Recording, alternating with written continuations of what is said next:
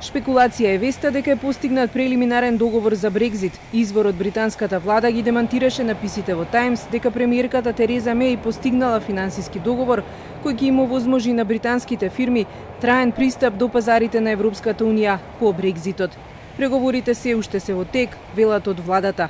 Информацијата на Таймс следуваше откако британскиот министер за Брекзит Доминик Рааб напиша писмо до парламентарците во кое вели дека ќе биде среќен кога парламентарниот комитет ќе го ислуша кога ќе биде постигнат договорот со Унијата и мисли дека 21 ноември е вистинскиот датум. Крајот на преговорите се надзира, пишува Рааб. Неговиот оптимизам го дели и министерот за надворешни.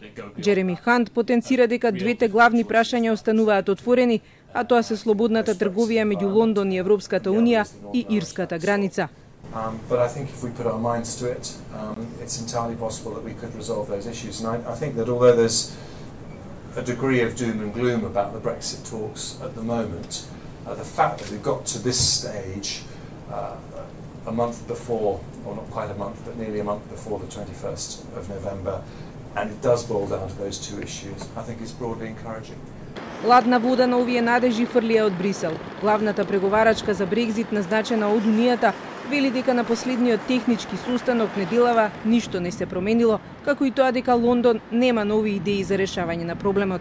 Сепак Рааб утре патува во британската покрајна Северна Ирска во истражна мисија, каде треба да се сретне и со тамошните власти. Моментот на вистината е дојден за преговорите. Ако се исполнат најавите на британските министри и договорот се случи во ноември, тогаш преговарачките тимови решението ќе мора да го пронедат следната недела или најдоцна за 10 дена. По денешната најава дека наводно е постигнат договорот, избрзано реагираше лондонската берза и фунтата рипна за повеќе од 1%.